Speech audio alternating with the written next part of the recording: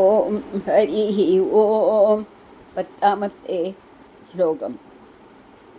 ഇതീരിതൈർ യാമ്യഭടൈരപാസൃതേ. ഇതീരിതൈർ യാമ്യഭടൈരപാസൃതേ. ഭവദ്ഭടാനാഞ്ച ഗണേ തിരോഹിതേ. ഭവദ്ഭടാനാഞ്ച ഗണേ തിരോഹിതേ. ഭവസ്മൃതിം കഞ്ചനകാലമാചരൻ. ഭവസ്മൃതിം കഞ്ചനകാലമാചരൻ. ഭവത്പദം പ്രാപി ഭവദ്ഭടൈരസൗ. ഭവത്പദം പ്രാപി ഭവദ്ഭടൈർ അസൗ. ഇനി മീനിങ് നോക്കാം. ഇതി ഈരിതൈഹി യാമ്യഭടൈഹി അപാസൃതേ. ഇങ്ങനെ ബോധിപ്പിക്കപ്പെട്ട ആ യമദൂതന്മാർ ഒഴിഞ്ഞു പോകുകയും ഭവദ്ഭടാനാം ഗണേ തിരോഹിതേച്ച ഇന്ദിരിവടിയുടെ കിങ്കരന്മാർ മറയുകയും ചെയ്തപ്പോൾ അസൗ കഞ്ചനകാലം, അജാമ്ലൻ കുറച്ചുകാലം, ഭവസ്മൃതി ആചരൻ ഭഗവത് ഭജനം ആചരിക്കാൻ ആലോചിച്ചിട്ട് ഭവദ്ഭടൈഹി ഭവത്പ്രദം പദം പ്രാപി, ഭഗവാന്റെ ഭക്തന്മാരാൽ വൈകുണ്ഠത്തിലേക്ക് കൊണ്ടുപോകപ്പെട്ടു.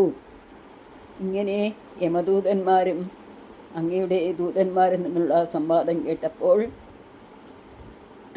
യമദൂതന്മാർ അവിടുന്ന് പോവുകയും ചെയ്ത ആ സമയത്തിൽ നമ്മുടെ അജാമ്ലൻ ആലോചിക്കുകയാണ്, ആഹാ, ഞാൻ അറിയാതെ എൻ്റെ മകനെയാണ് നാരായണ എന്ന് പേടിയോടുകൂടി വിളിച്ചത്. ആ ഒരു വിളിക്ക് ഇത്രയധികം ശക്തി ഉണ്ടെങ്കിൽ അറിഞ്ഞുകൊണ്ട് ആ നാമം ഞാൻ ജപിച്ചാൽ ഞാൻ മുക്തനാവുമല്ലോ. എന്നെ ഈ മരണക്കിടക്കയിൽ നിന്ന് ആ നാമമല്ലേ പുനർജീവിപ്പിച്ചത് എന്ന സന്തോഷത്തോടുകൂടി, അതേസമയം ആനന്ദക്കണ്ണീരോടുകൂടി പശ്ചാത്താപത്തോടുകൂടി അവിടുന്ന് ഓടി ഗംഗാതീരത്തിലേക്ക് എത്തി കുറേ കാലം ഭഗവാന്റെ നാമം ജപിച്ച് ജപിച്ച് ജപിച്ച് ജപിച്ച് ആ ശരീരം പോലും ശുദ്ധമായി. ആ സമയത്താണത്രേ ഭഗവാന്റെ പാർഷദന്മാർ വന്ന് അജാമ്ലൻ്റെ ആ ജീവനെ വൈകുണ്ഠത്തിലേക്ക് കൊണ്ടുപോയത്. എല്ലാവരും പറയും, ഒരു പ്രാവശ്യം നാരായണ എന്ന് വിളിക്കുമ്പോഴേക്കും വൈകുണ്ഠത്തെത്തിയ അജാമ്ലൻ എത്താം. പക്ഷേ ഭഗവാനുടെ പറയുന്നു, അങ്ങനെയാണെങ്കിൽ എല്ലാവരും ആ എളുപ്പവഴിക്ക് വരും. അത് പറ്റില്ല. എൻ്റെ നാമത്തിൻ്റെ മഹിമ അറിഞ്ഞും കൊണ്ട് അതിനെ നല്ലോണം മനസ്സിരുത്തി ജപിച്ചു കഴിഞ്ഞാൽ പിന്നെ ജന്മം ഉണ്ടാകില്ല എന്ന കാര്യത്തിൽ ഞാനിതാ ഗ്യാരണ്ടി തരുന്നു എന്ന് ഭഗവാൻ പറയുന്നു. അതാണ് ഭഗവത് നാമത്തിൻ്റെ മഹിമ. ഇനി നമുക്ക് പദം മുറിച്ച് നോക്കാം, എന്നിട്ട് ചെല്ലാം. ഇതീരിതൈർ, ഇതി ഈരിതൈർ എന്നാണ്. അതാണ് ഇതീരിതൈർ എന്ന് പറയാൻ കാരണം. യാമ്യഭടൈഹി അപാസൃതേ. ഭടൈർ അപാസൃതേ എന്നുണ്ട്. ഭടൈഹി അപാസൃതേ. ഭവദ്ഭടാനാഞ്ച ഭവദ്ഭടാൻ ഭവദ്ഭടാൻ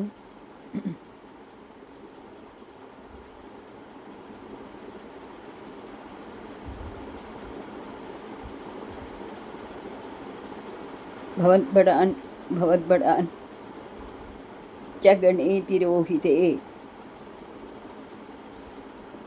ഭവദ്ഭടാനാം ഭവദ്ഭടാനാം ച ഗണേ തിരോഹിതേ. അതാണ് ഭവദ്ഭടാനാം ച എന്ന് വരാൻ കാരണം. ഭവദ്ഭടാനാം ച ഗണേ തിരോഹിതേ. ഭവസ്മൃതിം കഞ്ചനകാലം ആചരൻ. കഞ്ചനകാലമാചരൻ, അതാണ് കഞ്ചനകാലം ആചരൻ. ഭവദ്ഭദം പ്രാപി പ്രാപി ഭവദ്ഭടൈഹി അസൗ. രസൗ അല്ല, ഭവദ്ഭടൈർ അസൗ ആണ് ചെല്ലേണ്ടത്. ഇനി നമുക്ക് ട്യൂണിൽ ചെല്ലാം.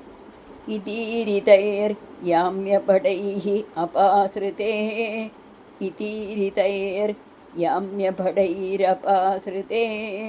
ഭവദ്ഭടാനാം ച ഗണേ തിരോഹിതേ. ഭവദ്ഭടാനാം ച ഗണേ തിരോഹിതേ.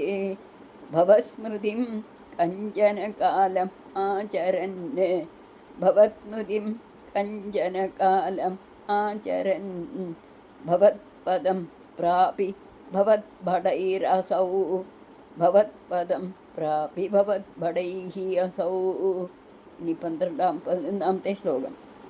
സ്വകിങ്കരാവേദന ശങ്കിതോ യമസ്ത്വദംഘ്രി. സ്വകിങ്കരാവേദന ശങ്കിതോ യമസ്ത്വദംഘ്രി ഭക്തേഷു ന ഗമ്യതാമിതി. ത്വദംഘ്രി ഭക്തേഷു ന ഗമ്യതാമിതി. സ്വകീയഭൃത്യാനശിഷിക്ഷതുച്ചകൈഃ. സ്വകീയഭൃത്യാനശിഷിക്ഷതുച്ചകൈഃ സ ദേവവാതാലയനാഥ പാഹി മാം. സാ ദേവ വാതാലയനാഥ പാഹി മാം. അർത്ഥം നോക്കാം. യമഃ സ്വകിങ്കര യമഃ സ്വകിങ്കര വേദന ശങ്കിതഃ. കാലൻ തൻ്റെ കിങ്കരന്മാർ വന്ന് പറഞ്ഞത് കേട്ട് പേടിച്ചിട്ട് ത്വദംഘ്രി ഭക്തേഷു ന ഗമ്യതാമിതി. ഭഗവത് ഭക്തന്മാരുടെ അടുത്ത് പോകാൻ പാടില്ല എന്ന് സ്വകീയഭൃത്യാൻ ഉച്ചകൈ അശിശിക്ഷത്. തൻ്റെ കിങ്കരന്മാർക്ക് കർശനമായി താക്കീത് കൊടുത്തു. ഹേ വാതാലയനാഥ ദേവാ സഹ ത്വം മാം പാഹി. അല്ലേ ഗുരുവായൂരപ്പ ഭഗവാനെ, അപ്രകാരമുള്ള അവിടുന്ന് അടിയനെ രക്ഷിക്കണേ എന്ന് പ്രാർത്ഥിക്കുകയാണ്. ഈ യമകിങ്കരന്മാർ പോയിട്ട് നടന്ന വിവരങ്ങളൊക്കെ പറഞ്ഞു. യമൻ എഴുന്നേറ്റ് നിന്ന് ഭഗവാന്റെ ദിക്ക് നോക്കി നമസ്കാരം ചെയ്തുകൊണ്ടാണ്, പേടിച്ചും കൊണ്ടാണ് യമദൂതന്മാരോട് പറഞ്ഞത്, ഇനിമേൽ ഭഗവാന്റെ നാമം ജപിക്കുന്ന വീട്ടിലോ, ഭഗവാന്റെ കീർത്തനങ്ങൾ പാടുന്ന വീട്ടിലോ, നാരായണീയം ചൊല്ലുന്ന വീട്ടിലോ, ഭാഗവതം പഠിക്കുന്ന വീട്ടിലോ, നാരായണീയം രാമായണം ചൊല്ലുന്ന വീട്ടിലോ, ഏത് ഭഗവത് ഗീതങ്ങൾ പാടുന്നോ, നാമങ്ങൾ ചൊല്ലുന്നു, ആ വീട്ടിലേക്ക് നിങ്ങൾക്ക് പ്രവേശനമില്ല.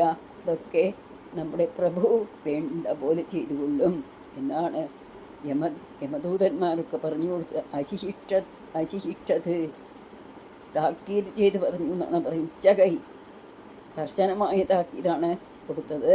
അങ്ങനെയുള്ള ഗുരുവായൂരപ്പ അവിടുന്ന് അടിയനെ രക്ഷിക്കണേ എന്ന് ഭട്ടതിരിപ്പാട് പ്രാർത്ഥിക്കുമ്പോൾ നമ്മളും ഈ ശ്ലോകമൊക്കെ വായിക്കുമ്പോൾ അങ്ങനെയല്ലേ പറയാറുള്ളത്. അർത്ഥമറിഞ്ഞ് ചെല്ലുന്ന സമയത്ത് എത്ര ഒരു സന്തോഷം ഉണ്ടാവും നമ്മുടെ മനസ്സിന്, അല്ലേ? അർത്ഥം അറിയാതെ തന്നെ ചെല്ലിയാൽ തന്നെ നല്ല രസമാണ്. ഇനി അർത്ഥം കൂടി അറിഞ്ഞ് ചെല്ലിയാലോ, അങ്ങനെ ലയിച്ച് ലയിച്ച് ലയിച്ച് ചെല്ലാമല്ലോ, അല്ലേ? അങ്ങനെ എല്ലാവരും ഗുരുവായൂരപ്പൻ അനുഗ്രഹിക്കട്ടെ. നാമം സദാ നമ്മുടെ നാവിൽ മാറായിട്ട് ഗുരുവായൂരപ്പൻ തന്നെ നമ്മളിലൊക്കെ അനുഗ്രഹം ചൊരിയട്ടെ എന്ന പ്രാർത്ഥനയോട് കൂടിയിട്ട് ഇനി നമുക്ക് ഇതൊന്ന് ആദ്യം പദം മുറിച്ച് നോക്കാം, ഇല്ലെങ്കിൽ ട്യൂണിൽ ചെല്ലി നോക്കാം. സ്വകിങ്കരാവേദന ശങ്കിതോ യമഃ. യമസ്ത്വദംഘ്രി എന്നുണ്ട്. യമഃ ത്വദംഘ്രി ഭക്തേഷു ന ഗമ്യതാമിതി. സ്വകിങ്കരാവേദന ശങ്കിതോ യമഃ ത്വദംഘ്രി ഭക്തേഷു ന ഗമ്യതാമിതി. സ്വകീയഭൃത്യാൻ അശിശിക്ഷതുച്ചകൈഃ. സ്വകീയഭൃത്യാൻ അശിശിക്ഷതുച്ചകൈഃ സ ദേവവാതാലയനാഥ പാഹി മാം. സ ദേവവാതാലയനാഥ പാഹി മാം. സർവത്ര ഗോവിന്ദനാമ സങ്കീർത്തനം. ഗോവിന്ദ ഗോവിന്ദ. നാരായണ നാരായണ നാരായണ നാരായണ നാരായണ നാരായണ നാരായണ നാരായണ. ഹേ ഗുരുവായൂരപ്പ, അവിടുത്തെ തിരുനാമം സദാ നാമിനും മനസ്സിനും കളിയാടാൻ അവിടെ തന്നെ അനുഗ്രഹിക്കണേ എന്ന് പ്രാർത്ഥിച്ചുകൊണ്ട് സകലതും ഭഗവത്പാദത്തിൽ സമർപ്പിക്കാം. ഒരു ചെറിയ കീർത്തനം പാടിക്കൊണ്ട് ഭഗവാന്റെ ഗുരുവായൂരപ്പൻ്റെ അനുഗ്രഹം നമുക്ക് ഏവർക്കും ലഭിക്കാനായിട്ട് പ്രാർത്ഥിക്കാം. കണ്ണൈ നീ കണ്ടിടേണം ഇവനതി പ്രിയമാം. അക്ഷരം 4 മാത്രം, അക്ഷരം 4 മാത്രം. കാതെ നീ കേട്ടിടേണം ദിനമതു മുഴുവൻ. അക്ഷരം 4 തന്നെ, അക്ഷരം 4 തന്നെ. ആ 4 നാരായണ കഴലിനയടിയൻ. കൈതൊഴും ദേവനാണേ, കൈതൊഴും ദേവനാണേ. ആ 4 നാരായണ കഴലിനയടിയൻ. കൈതൊഴും ദേവനാണേ, കൈതൊഴും ദേവനാണേ. കാലൻ വന്നു വിളിച്ചിടുന്ന സമയം ഹേ നാഥ മുകുന്ദ ഗുരുവായൂരപ്പ, അടിയൻ്റെ നാവിൽ അവിടുത്തെ തിരുനാമങ്ങൾ കളിയാടണേ.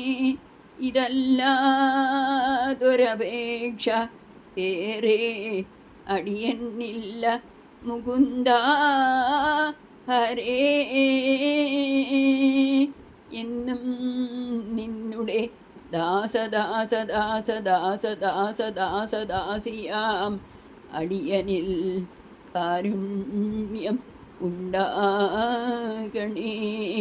മഹാപ്രഭോ ഗുരുവായൂരപ്പ കൃഷ്ണ നാരായണ നാരായണ നാരായണ നാരായണ നാരായണ. നമാമി നാരായണ പാദപങ്കജം, കരോമി നാരായണ പൂജനം സദാ, വദാമി നാരായണ നാമ നിർമ്മലം, സ്മരാമി നാരായണ തത്വമവ്യയം. നാരായണ നാരായണ നാരായണ നാരായണ നാരായണ നാരായണ നാരായണ നാരായണ നാരായണ നാരായണ നാരായണ നാരായണ നാരായണ നാരായണ നാരായണ. സർവം ശ്രീകൃഷ്ണാർപ്പണമസ്തു. ഹരി ഓം തത്സത്. ഹരി ഓം. ഭവാനി ഗുരുവായൂരപ്പ എല്ലാവരെയും അനുഗ്രഹിക്കണേ. അവിടുത്തെ ദിവ്യനാമങ്ങൾ സദാ അടിയങ്ങളുടെ നാവിൽ വരാൻ അവിടെ തന്നെ അനുഗ്രഹിക്കണേ ഗുരുവായൂരപ്പ എന്നുള്ള പ്രാർത്ഥനയോടുകൂടി സർവ്വതും ഉണ്ണിക്കണ്ണനെ തൃപ്പാദങ്ങളിൽ സമർപ്പിക്കുകയാണ്. ഹരി ഓം.